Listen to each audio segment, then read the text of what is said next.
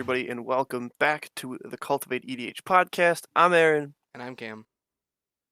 and Cameron, tell us what we're going to be looking at today. So today we've got our Ikoria first impressions.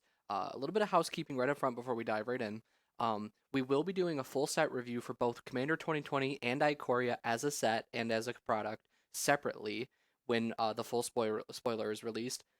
This episode is first impressions only, so we're not really going to get into a lot of detail other than what we think about the cards and just our initial impressions. So with that, I think we're going to dive right in with the new mechanics that are in this set, starting it off with Mutate. So Mutate says when this creature mutates, do X. When casting it for its mutate cost, you can either put it on top or under another creature, a non-human creature. So Aaron, tell me, Mutate, first impression. Honestly, when I first saw this mechanic, I was really excited. I think it's an interesting ability. I think it's unique to not only this set, but to Magic as a whole. The only thing we've ever seen that is anywhere close to this before was in Unstable, and now we're having something that is, you know, it almost looks like Silver Border in disguise, but it's just a really cool mechanic being able to just stack the abilities of different creatures on top of one another. I'm overall really excited to see how many mutate creatures we get and what kind of cool stuff you can do with them. So just to throw it up for everybody, we'll throw up two cards on the screen just to show you guys exactly how the mechanic works. We'll throw up Glowstone Recluse and Cloud Piercer. So let's say that on turn 3 I cast my Glowstone Recluse, and then on turn 4 I mutate my Cloud Piercer on top of my Glowstone Recluse. So what that means is that I cast Cloud Piercer for its mutate cost, which is 3 in a red, and then I put it right on top of Glowstone Recluse. Now, Cloud Piercer has all of the text from Glowstone Recluse on Cloud Piercer. They have essentially become one creature.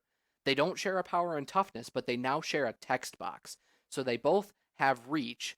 So it doesn't really give it double reach. It's redundant. But Cloud Piercer says that whenever this creature mutates, you may discard a card. If you do, draw a card. And then Glowstone Recluse says whenever this creature mutates, put 2+1/+1 counters on it. And that goes for whichever creature is being mutated, whether you're putting it on top or putting it on bottom, it doesn't matter. All the triggers are going to go off. And I assume, we don't really know the full rules text behind it, but I assume you get to stack the triggers how you want, where it's like the Glowstone Recluse maybe will go on the stack first, so it'll resolve first, and then Cloud Piercer becomes a 7/6, and then you get to Rummage, which is discard a card, draw a card, and that's basically how the mutate mechanic works. Yeah, and so there's a couple of uncertainties at this point of how the mechanic actually works, and for me that is what color the card actually is, because that is going to be important for a number of different things, whether there be destruction spells that could target multicolor or monocolor or anything like that, or protection ability. If it says has protection from blue or from green or whatever, if does the color correspond with everything combined, or is it just whatever creature's on top? That is something that at this point we're not 100% sure of.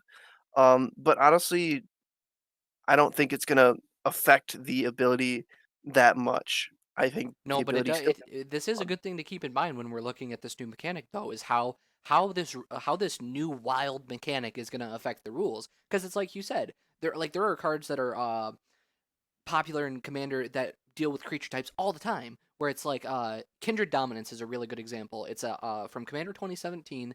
It's 7 mana, and it says choose a creature of a certain type, destroy all creatures that aren't that creature type. So like if I choose Dinosaur, is my Cloud Piercer now a dinosaur spider? So then I have to destroy the Cloud Piercer because it's technically a spider.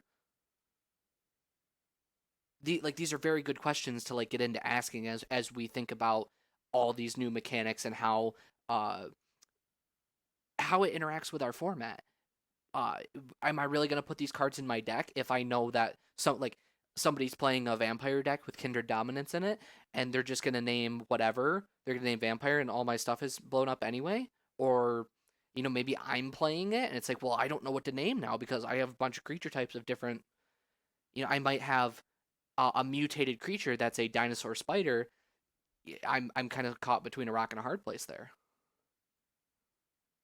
Yeah, it definitely will affect things like that.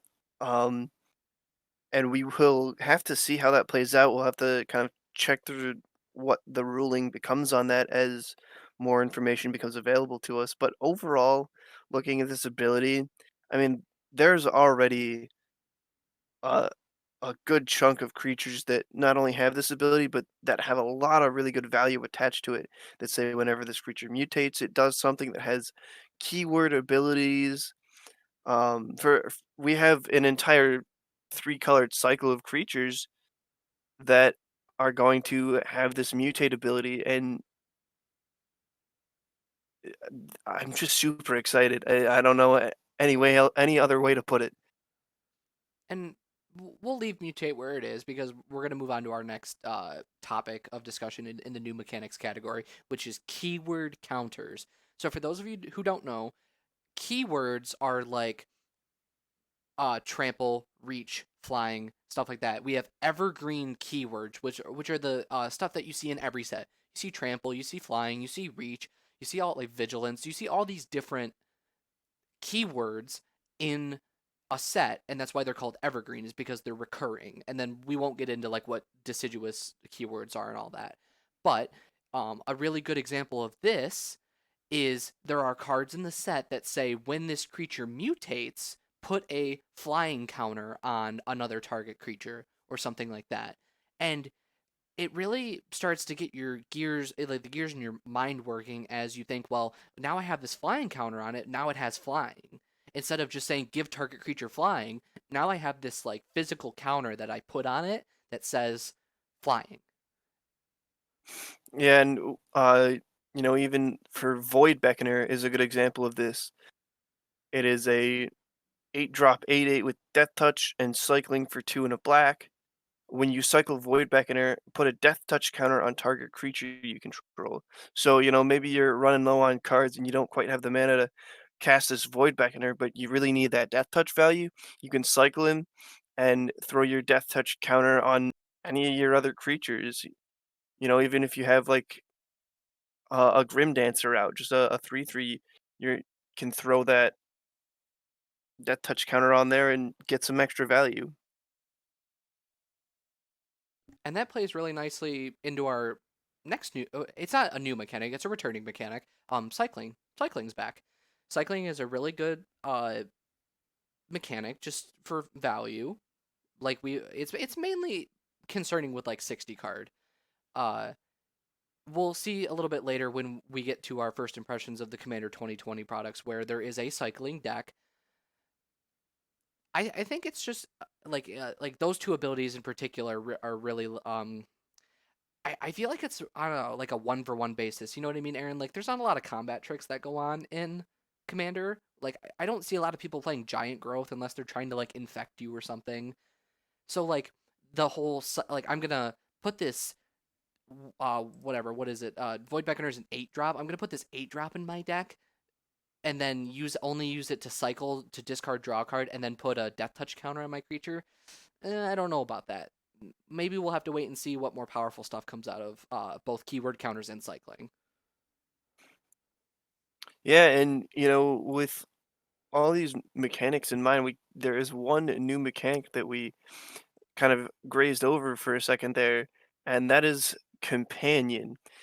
So the companion mechanic is basically if your deck meets the criteria of the creature. So for example, um, Karuga the Macro Sage. Its companion ability says your starting deck contains only cards with converted mana cost 3 or greater and land cards. So if this card is your chosen companion, you may cast it once from outside the game. So basically, you keep your companion outside the game, basically in your sideboard, and you can, if your deck meets the companion criteria, you can cast it from the sideboard. Which I think, this has caused some controversy though, right? Because of the whole yeah, sideboard and commander. yeah. So at first, I wasn't sure if we were even going to be able to use these in Commander, but as it turns out, we are going to be able to have these companion cards in our format, which is still a little weird because we don't have a sideboard. Although there is one exception already. Lutri, the Spell Chaser, has been banned as soon as he got spoiled. Preemptive banning, which has never happened before in commander. Yeah, so Lutri is a one drop with is it hybrid? Is it hybrid? His companion says each 9 land card in your starting deck has a different name, which obviously in Commander we would already have, so everyone could run Lutri. It's That's in blue red. yeah, in blue red rather. Flash: when Lutri the Spell Chaser enters the battlefield, if you cast it, copy target instant or sorcery spell you control. You may choose new targets for the copy. I can understand So where they're coming from on this banning. Like yeah, I don't want to ban more cards, but I can also understand why they banned it. Because this one doesn't put a deck building restriction on you because this is commander anyway. yeah, and with that in mind, it would basically just be another copy spell in is its kind of arsenal that they can not include in their 99, and it gives them another leg up. So I do see where they're coming from. I was a little disappointed because I think that this is a really cool card. I love the art. I love that it's an elemental otter, something just kind of new and exciting that we haven't really seen before.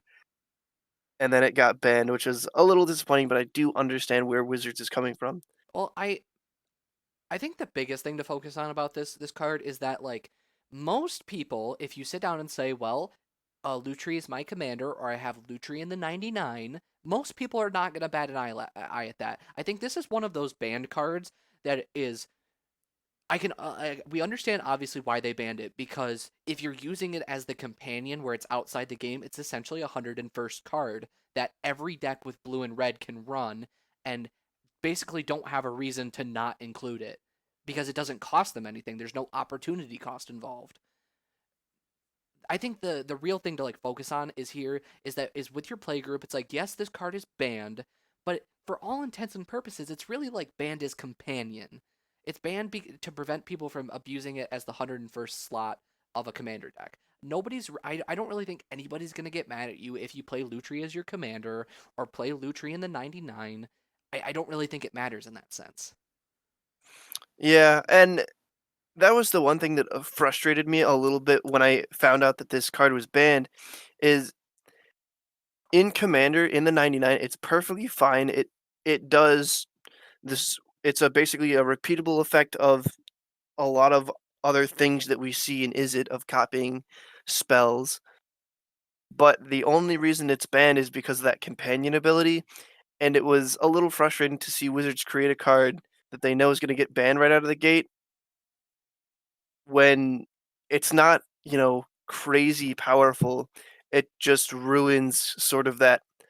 I wouldn't even call it deck diversity. I guess I'd call it companion diversity of a new mechanic that you know we just have a new card that immediately can't use out of the gate, which is a little frustrating to say the least. But again, I understand where Wizards is Well, coming from. a part of the announcement was that um originally the plan was because obviously there's some communication between Wizards and the rules committee that they came to the rules committee and said, "Hey, this card's going to be printed into like it's obviously going to be released. It could be problematic for your format. Why don't you guys take a look at it early and have some debate ahead of time in order to decide whether or not you want to ban this?" And a part of the conversation was that they were going to let it run wild in the format for about a month or however long it is between our banned and restricted announcements because technically the rules committee can jump in on any banned and restricted announcement that Wizards puts out because Commander is a format of Magic. The rules committee can contact Wizards at any point and say, "Hey, put this on the next BNR update because we are banning this essentially whenever the next BNR update comes out. So they knew about this ahead of time, and I assume that since they knew about this ahead of time, there had to have been a lot of careful deliberation that went into this ban. This isn't a super powerful effect. I'm not really mad. I understand that it kind of like, yeah, it sucks to have a card like banned before it's even released, but it's understandable. Yeah, and with all this talk about Lutri, we should take a look at some of these other companion creatures. There are still good options out there. Some of them are a little bit harder to meet the kind of companion requirement on. Like For Umori the Collector. Yeah, that was That's the a good one, first right? one that I thought of. Yeah, and that was the first one that sprung to mind really because it has a little bit of a nuance that I'm not sure exactly how it's going to work. Where each non-land card in your starting deck shares a card type. Now, does that? I wonder how nitpicky that's going to be. Because what if it shared super type? For Like example, you and I legendary. had a discussion before we started recording the podcast about, well, shares a card type. Now, can I choose legendary and all my stuff in my deck has to be legendary? Because we do have legendary instants and sorceries and stuff like that. Yeah, so I'm curious as to how nitpicky this is gonna be. Does it all have to be like creatures, not even just like legendary? Do they all have to be creatures, or all planeswalkers, or all instants, all sorceries? How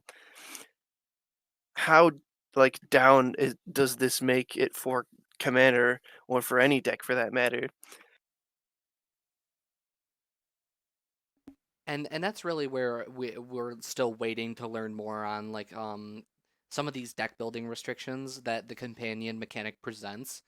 Uh, like we said with Amori here, it, each non-land card has to share a card type. We don't know if that boils down to creature, instant, sorcery, enchantment, or we don't know if that boils down to where I can say, well, I'm choosing legendary, and so long as everything in my deck that isn't a land is legendary, then I'm fine.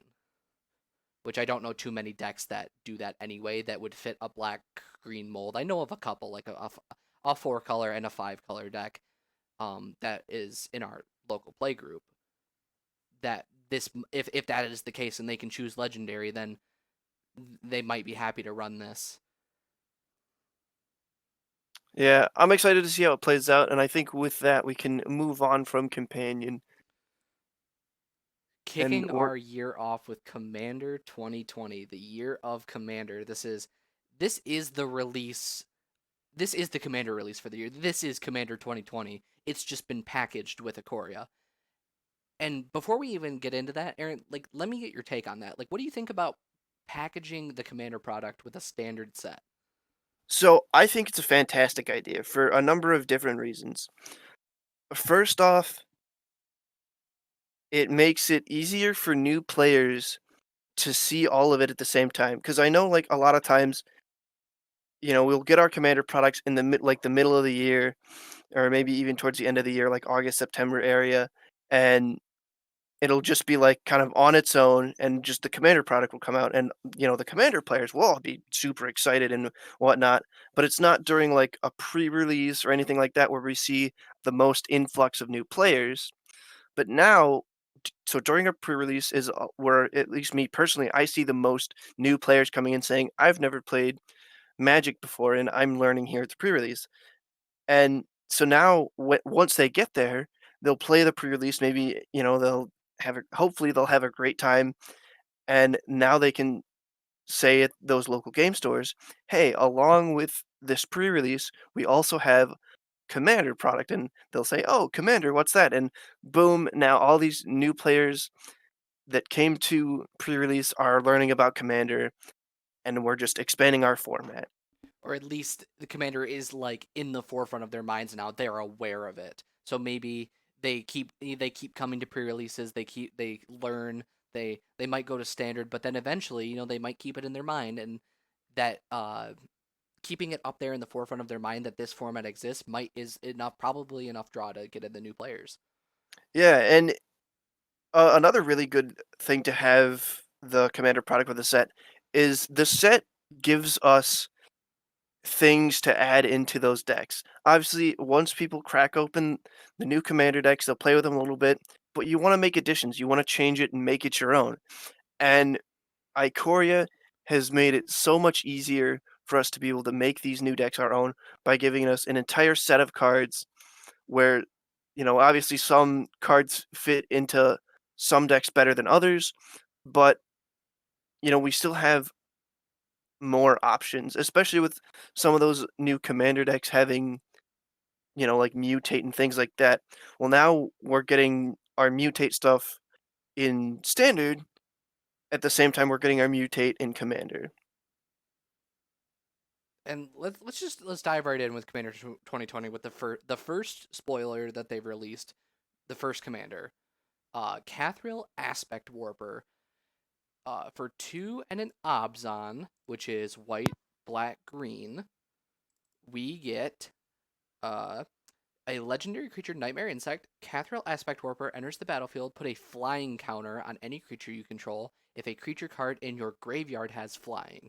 Repeat this process for First Strike, Double Strike, Death Touch, Hexproof, Indestructible, Lifelink, Menace, Reach, Trample, and Vigilance. Then put a +1/+1 counter on Cathril for each counter put on a creature this way. This is what we like to call keyword soup. Yeah, and it's interesting because he it doesn't necessarily have keyword soup on itself. It gives keyword soup to other creatures, which I think is going to be fun, and it really gives a lot of options to this deck. Because obviously these colors a lot of times are seen doing the +1/+1 counter scene, which is obviously what Cathril does to itself.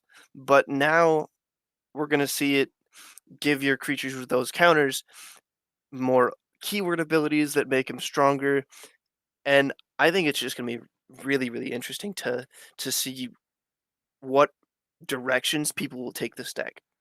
See, now for those of you who have listened to the podcast before, it's probably not hard to figure out that I'm not a fan of these commanders. That I'm not really a big fan of these keyword soup commanders or any of that, because I feel like way too many hoops to jump through. Where it's like, well, first I gotta figure out like, oh, well, what are all these creatures that could have multiple of these different keywords on them that I could put in my deck and then somehow get into my graveyard so that Cathril can take advantage of them. I just feel like it's far too many hoops to jump through to be worth it. But I feel like Cathril Aspect Warper, with the inclusion of this new keyword counter uh, mechanic, maybe this is the turning point. Maybe this is where we start to see maybe these keyword soup type commanders that are giving all of your other creatures these counters. Maybe we start to see so well proliferation doesn't work with this, right, Aaron? Because you would just be Correct, giving them because another. yeah, it would just be getting a redundant ability. Yeah, Like if something were to, if I put Swiftfoot Boots and I had a haste granter out, I just have double haste there, and that doesn't do anything for me. yeah. Well, maybe proliferation's not the way to go with it, but maybe this lends itself to some kind of Obzon self mill strategy, leaning heavily on the white black or heavily leaning on the green black aspect of that for the self mill to get these creatures into your graveyard, and then get Cathril out.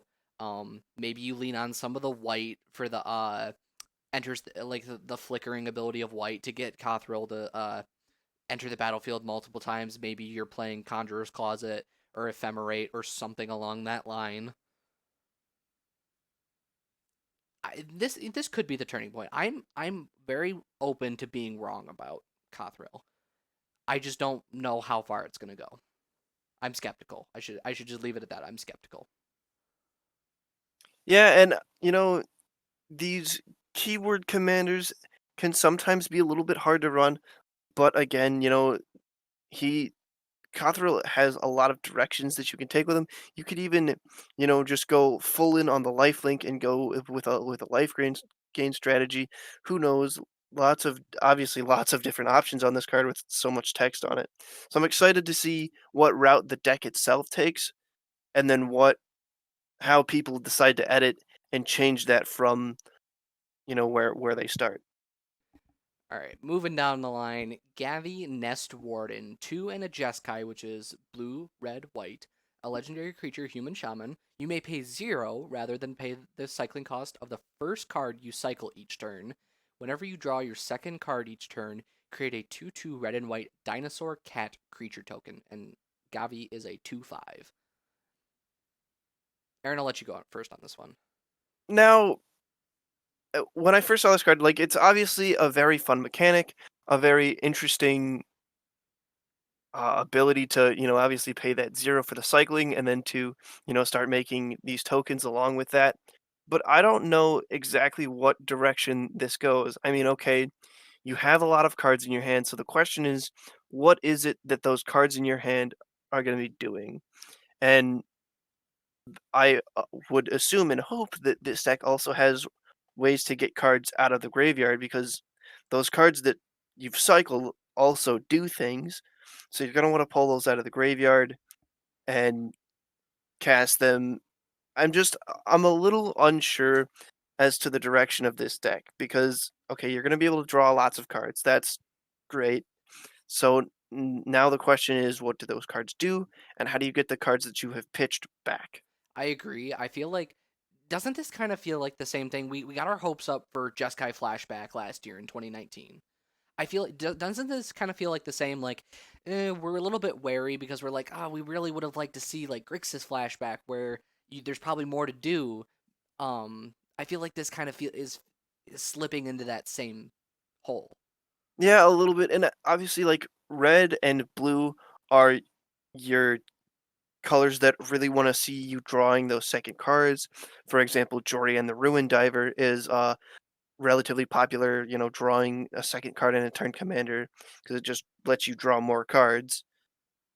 And I'm just a little unsure as to the direction of this deck. Now, obviously, everyone over at Wizards knows what they're doing, and they know what is going to go into this deck. And maybe Gavi Nest Warden isn't the best commander. Maybe, I know it's the face commander, but maybe there's another legendary creature in there that is a better commander for this deck. Like And we saw in we've 2019 with the Jeskai deck. exactly. So you never know. Obviously we only have limited information right now, so I'm gonna keep my hopes high because I know that Wizards always gives us good stuff.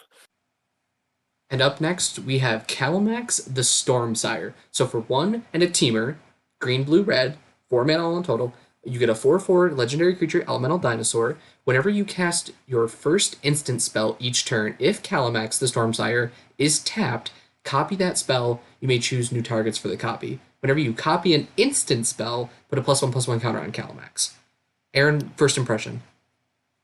I think this deck is going to be really fun, and I'm really interested to see how they do Timur Spellslinger because normally when you see a Spellslinger deck, a lot of times it's mostly just Izzet or Jeskai. So to have Timur now in the mix of Spellslinger, I think is going to be really interesting. One thing I'm really looking to see with this deck is the whole because Calamix has to be tapped for you to be able to copy that first instant spell.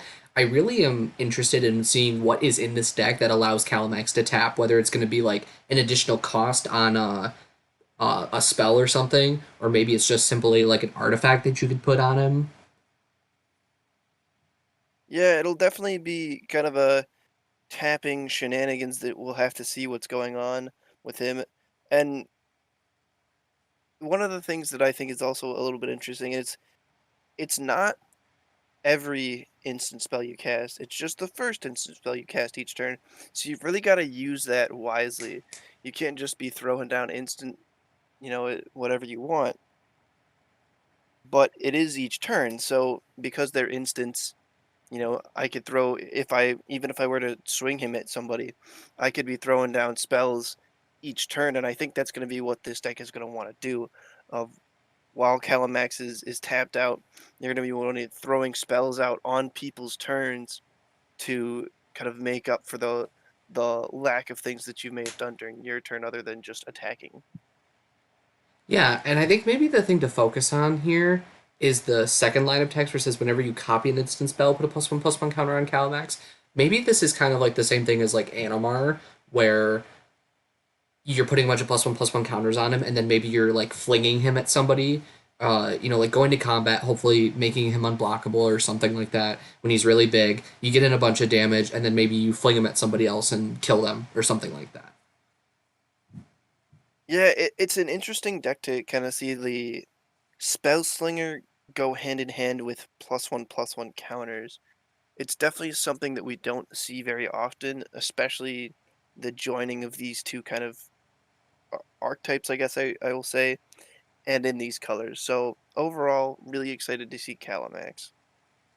Yeah, and I think we're gonna go to the next commander on the list, which is Um, Jurina Kudrow for 1 in Mardu. So when Jurina Kudrow enters the battlefield, create a 1/1 white human soldier creature token for each time you've cast a commander from the command zone this game. Other creatures you control get +2/+0. I don't think this should be a face card necessarily. I think this would be a lot better in the 99 with 2 partners. Which is, did you catch that? I was thinking the same thing because it says you've cast a commander from the command zone. Yeah, and that's what I thought was really interesting. At first, I thought that maybe it would maybe like companions would go in the command zone, but then when I heard that's not necessarily how it works, then I kind of changed gears on how I thought about it, and I think partner would be the best option for Jurina Kudrow.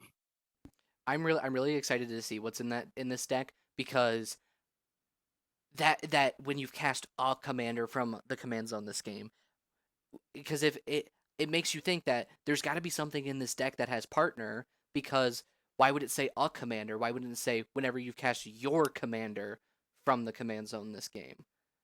I'm really intrigued to see what's in this deck. I also love Mardu. Do you think it has theft from the command zone? No, I don't think that's a No. thing. I That don't I that don't think couldn't that's a be. thing. That couldn't be it. That was like the first thing that kind of sprung to mind of like when you cast a commander from a command zone from the command zone of saying like could you cast someone else's commander from the command zone or is it more of a partner?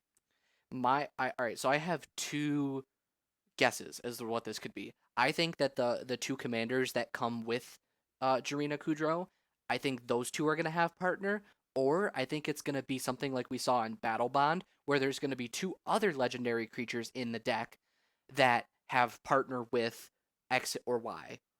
And the ones where you get to go fetch them out of your library or something like that if you were playing in that manner, but you're not. Yeah. Those are my So two guesses.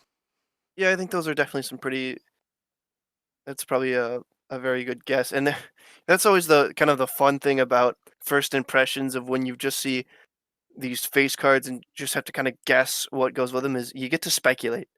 I always love speculating with new commander decks, just looking at the face cards and saying, what else is going to be in this deck? I'm really intrigued. Like it's kind of like poking me in the back of the head. It's like I really want to know what's in this deck because I really want to know if I'm right. Yeah, so the last one we have here on the agenda today is uh, Oh, Trimi? Otrimi, yeah, I think the that's how ever you say it. playful.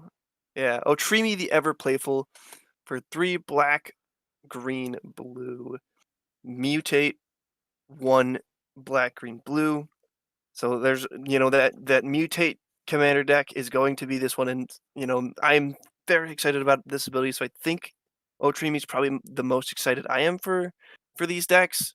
Calamax being a very close second there, but trample. Whenever this creature deals combat damage to a player, return target creature card with mutate from your graveyard to your hand. Now, So it's but before you get on with your idea, there's one thing I think we should really clarify. Mutate is you can cast Otrimi from the command zone using its mutate ability. However, if Otrimi does go back to the command zone, the command text does apply to mutate. yeah, and that is a really important rule that I'm glad that Wizards kind of told us right out of the gate because a lot of the mythics from this set, there's the whole line of there are 5 3-color mythics that all have mutate.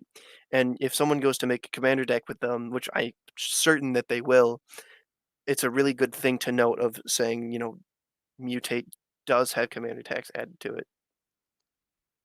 So this is the mutate tribal quote unquote deck.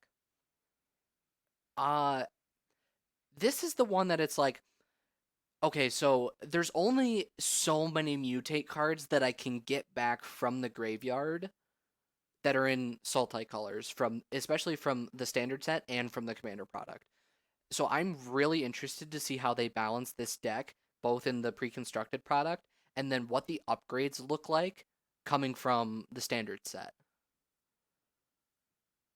Yeah, and so a very interesting rule that we should talk about for mutate. If so, let's say I have a stack of, let's say, 5 creatures, and these creatures are all stacked up on top of each other. Just I've continued to mutate to make this just big long text box of a creature, and I and somebody blinks it or I blink it. When your stack of mutate creatures gets blinked,